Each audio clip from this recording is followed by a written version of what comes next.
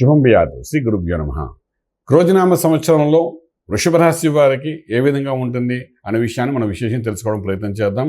ఈ క్రోధినామ సంవత్సరం వృషభ రాశి వారు అంటే అక్కడ ఏంటంటే కృతికా నక్షత్రము, అలాగే మనది రోహిణి నక్షత్రం, మృగశిర మొదటి 2 పాదాలు మొత్తం అన్ని కలిపితే 9 భాగాల కింద వస్తాయి. సో ఈ 9 భాగాల్లో ఉన్న ఈ యొక్క వృషభ రాశి వారికి ఆదాయం ఏ విధంగా ఉంది, వ్యయం ఏ విధంగా ఉంది, రాజపూజ్యం ఎంత ఉంది, అవమానం ఏ విధంగా ఉంది. ఎందుకంటే వీటి బేస్ చేసుకుని ఈ సంవత్సరం అంతా ఉంటుంది కాబట్టి పంచాంగంలో మనం చూసుకునేవి ఇవే ముఖ్యంగా కాబట్టి ఆ దృష్టిలో పెట్టుకుని మనం మాట్లాడుకుందాం. ముందు వృషభానికి ఆదాయం చూస్తే 2 భాగములు కనబడుతున్నాయి, వ్యయం చూస్తే 8 భాగాలు కనబడుతున్నాయి. అంటే మనకు వచ్చే ఆదాయం కంటే ఖర్చు విపరీతంగా కనబడుతుంది. ఆదాయం కూడా 5 కంటే తక్కువ ఉన్నది కాబట్టి ఆదాయం అనేది చాలా లో లెవెల్లో ఉన్నట్టుగా మనకు చూపిస్తోంది. అలాగే వృషభానికి రాజపూజ్యం అనేది 7 భాగాలు కనబడుతాయి, అవమానం 3 భాగాలు కనబడుతున్నాయి. అంటే ఏమైంది, రాజపూజ్యం అంటే గౌరవపరమైన స్థితిగతులు అయితే మనకు వృషభ రాశి వారికి సంవత్సరం చాలా పుష్కలంగా ఉన్నాయి కాబట్టి నలుగురు మధ్య గౌరవంగా బతకడానికి సంబంధించిన అన్ని రకాల యోగాలు కనబడుతున్నాయి. అయితే ఇక్కడ ఆదాయం 2 ఉండి వ్యయం మనకి ఇంత ఎక్కువగా కనబడడం వల్ల దీనివల్ల మనకు జరిగేది ఏమిటి అంటే, మన పూర్వాశ్రమంలో మనం సంపాదించిన కొన్ని ధనాన్ని ఇప్పుడు మనం ఖర్చు పెట్టుకుంటాము. దేనికి ఖర్చు పెట్టుకుంటాం, ఎందుకు అలా జరుగుతుంది? సో ఇందులోకి వచ్చినప్పుడు ఆర్థిక వ్యవహారానికి మన గురించి మాట్లాడుకుందాం. ఆర్థిక వ్యవహారాల్లోకి వచ్చినప్పుడు డెఫినెట్గా మనకు ఆర్థిక బలం ఐటీ రంగం అనుకోండి, సాఫ్ట్వేర్ కంపెనీ అనుకోండి, ఏ కంపెనీ అయినప్పటికీ కూడా ఆర్థికంగా మనం చూసుకునేటప్పుడు కొంచెం డెవలప్మెంట్ అయితే కనబడుతుంది. దానికి కారణం ఏమిటంటే శని రాజ్యంలో ఉన్నాడు కాబట్టి, శశమహాపురుష యోగం ఒక యోగంలో ఉన్నాడు కాబట్టి డెఫినెట్గా ఉద్యోగాన్ని ఎస్టాబ్లిష్ చేయడానికి ప్రయత్నం చేస్తాడు, ఉద్యోగాన్ని నిలబెట్టడానికి ప్రయత్నం చేస్తాడు.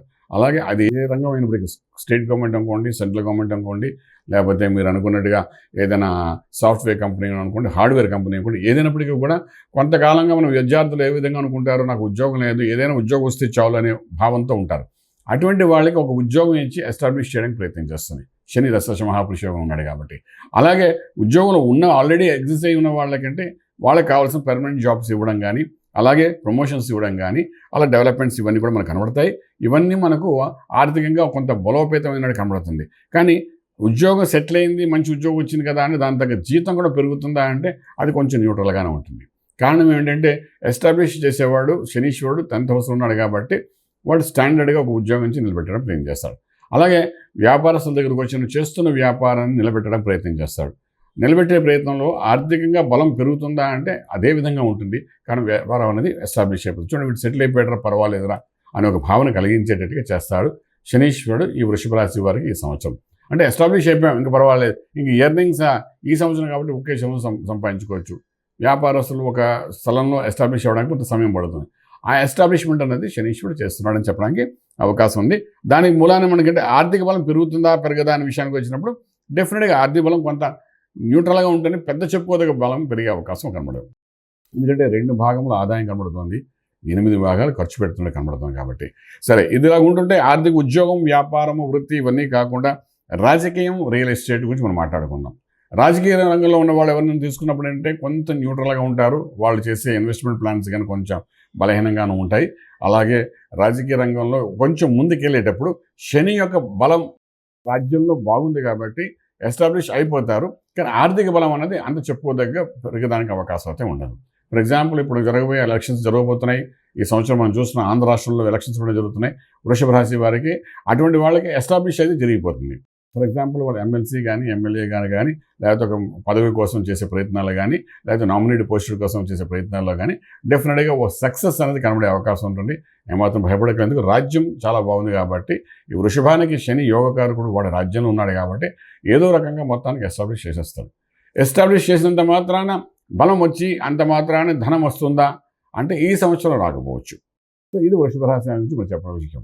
అలాగే మనకు రియల్ ఎస్టేట్ రంగంలో ఉన్నవాడు ఇన్వెస్ట్మెంట్ ప్లాన్ చేసుకుంటూ వెళ్ళండి. చక్కగా ల్యాండ్ మీద ఇన్వెస్ట్ చేయండి, కొత్త ఇన్వెస్ట్మెంట్ చేయండి, కొత్త ప్లాన్స్ చేయండి, తర్వాత కొత్త ప్లాట్స్ తయారు చేసుకోండి, ఆ ప్లాట్లు అమ్మడానికి అవసరం కొత్తగా ల్యాండ్స్ కొనండి.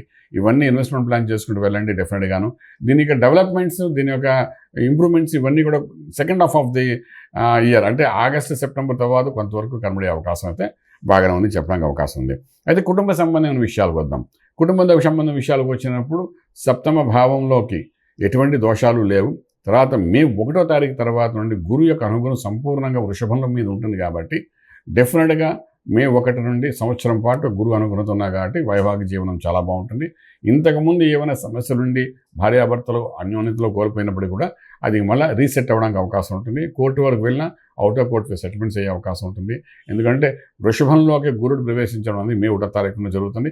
అక్కడ నుండి వృషభ రాశి వారికి అన్ని రకమైన శుభకార్యాలు జరగడం, అన్ని రకాలుగా ఆర్థిక బలాలు పెరగడం ఇవన్నీ జరిగే అవకాశం ఉంది. కాబట్టి సంసార జీవితంలో మరి ఎటువంటి ఇబ్బంది పడే అవకాశం అయితే ఈ సంవత్సరం వృషభ రాశి వారికి మనకి ఎక్కడ ఏమాత్రం కనిపించదు.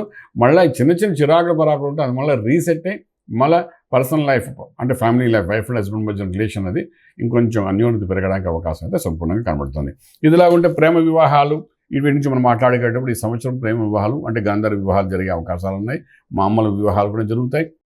అలాగే చాలా కాలం వివాహం జరిగిన వాళ్ళు 30 సంవత్సరాలు దాటి 40 సంవత్సరాల మధ్యలో ఉన్న యువకులు అనుకోండి, యువకులు అన్నాళ్ళు పెళ్లి కానప్పుడు యువకులు అనుకోని ఆడపిల్లలు కానీ వాళ్ళు కూడా వివాహం జరిగే అవకాశం ఉంది.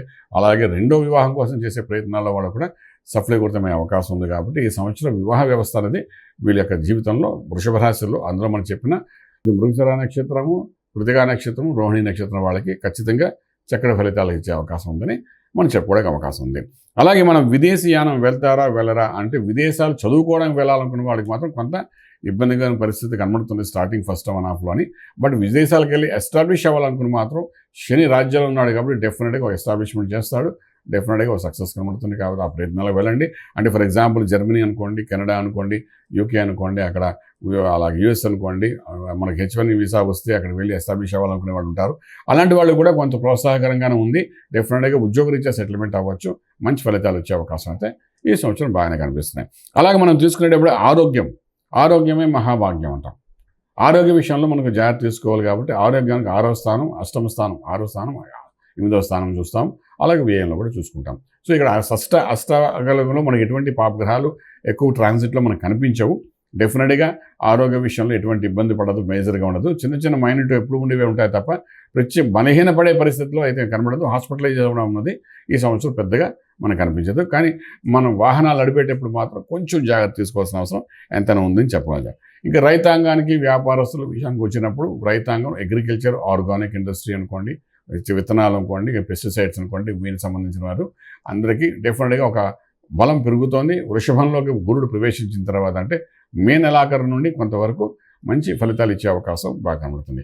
అలాగే మన ఫిలిం ఇండస్ట్రీ వాళ్ళు మనం తీసుకున్నప్పుడు అద్భుతమైన ఫలితాలు కనబడతాయి. పెట్టిన పెట్టుబడికి ఖచ్చితమైన ఫలితం కనబడుతుంది. అది హీరో అనుకోండి, విలన్ అనుకోండి, లేదా ప్రొడ్యూసర్, డైరెక్టర్ ఎవరైనప్పటికీ కూడా రాజ్యంలో శనీశ్వరుడు ఉన్నాడు కాబట్టి ఎస్టాబ్లిష్మెంట్ చేస్తారు. కొత్త హీరోలకి ఎస్టాబ్లిష్మెంట్ బాగానే కనబడుతుంది. కొత్త హీరోయిన్లు కూడాను ఒక ఎంట్రీ అంటే నెక్స్ట్ లెవెల్కి వెళ్ళే అవకాశం వృత్తిలో అయ్యే అవకాశం కనబడుతుంది. నేము ఫేమ్ కొంత డెవలప్ అవుతుంది. ఎస్పెషల్లీ అందులో మనం చూసినప్పుడు మనం మృగశిర నక్షత్రం వాళ్ళకి ఇంకొంచెం ఎక్కువగానే బాగా కనబడుతుంది అని చెప్పడానికి అవకాశం ఉంది. అలాగే మనం విదేశాల గురించి మనం మాట్లాడుకున్నాం. ప్రయాణాలు చేసేటప్పుడు జాగ్రత్త తీసుకోవాలా వద్దా అనే విషయానికి వచ్చినప్పుడు ప్రయాణం యాజ్ ఇట్ ఈజ్గా చేసుకోండి. మేజర్ ఇష్యూస్ ఏమి పెద్ద కనిపించట్లేదు. అలాగే ఎక్స్పోర్ట్ ఇంపోర్ట్ వ్యాపారం కూడా న్యూట్రల్గా ఉంటుంది. పెద్దగా ప్రాఫిట్స్ అయితే ఎక్కువ కనిపించదు. కొనుగోలు అమ్ముగోలు స్టాక్ ఎక్స్చేంజ్లో కూడాను ఐరన్ కోర్ కానీ, మైన్స్ కానీ, లేకపోతే ఆటోమొబైల్స్ సంబంధించిన వాటి మీద ఇన్వెస్ట్మెంట్ ప్లాన్ చేసుకుంటారండి. అందులో కొంత సక్సెస్ బాగానే కనిపిస్తుంది. అలాగే ఓవరాల్గా మనం తీసుకునేటప్పుడు వృషభానికి శని రాజ్యం ఉన్నాడు కాబట్టి ఉద్యోగం, వ్యాపారాన్ని ఈ సంవత్సరం బ్రహ్మాండంగా ఎస్టాబ్లిష్ చేస్తాడు. అందుగురించి భయపడక్కర్లేదు. అలాగే వృషభానికి లాభంలో రాహు ఉన్నాడు కాబట్టి మాయాధనం కూడా ఇవ్వడానికి ప్రయత్నం చేస్తాడు. పాపగ్రహం ఏకాదశంలో మంచి ఫలితాలు ఇచ్చే అవకాశం ఓవరాల్గా ఒక బెనిఫిట్ ఇస్తాడు. దాని గురించి మనం వరి అవ్వక్కలేదు. ఇక పంచంలో కేతు ఉన్నాడు కాబట్టి కేతు ఒక పిల్లల విషయంలో వేవరింగ్ మైండ్ తీసుకొస్తాడు. దాని గురించి కూడా మనం పెద్ద వరి అవ్వక్కలేదు. మంత్రము సాధనా దగ్గరికి వచ్చినప్పుడు మాత్రం డెఫినెట్గా వృషభ రాశిలో ఉన్న వాళ్ళు ఇక్కడ ఆంజనేయ స్వామి యొక్క ఆరాధన చేయండి. రాజ్యంలో శనీశ్వరుడు ఉన్నాడు. కొంత సంకటం కూడా ఉండే అవకాశం ఉంటుంది. కొన్ని పనులు నిదానంగా అవుతుంటే అదేదో కంగారు పడిపోకుండా ఆంజనేయ స్వామి యొక్క ఆరాధన చేయండి. రకరకాలుగా ఆంజనేయ స్వామిని మనం ఆరాధన చేయొచ్చు. అసాధ్య సాధకం స్వామి అసాధ్యకం తమకిం వద రామదూతకు వాసంతో మత్కారే సాధేంద్రమ అన్నాడు. ఏ సాధ్యం కాదు సాధ్యం చేసేవాడు, సంకట విమోచన చేసేవాడు ఆ శ్రీ ఆంజనేయ స్వామి వారు కాబట్టి ఆయన తలుచుకుంటే కొన్ని చిన్న చిన్న సంకటాలు ఏవైతున్నాయి అవన్నీ బలహీనపడిపోతాయి.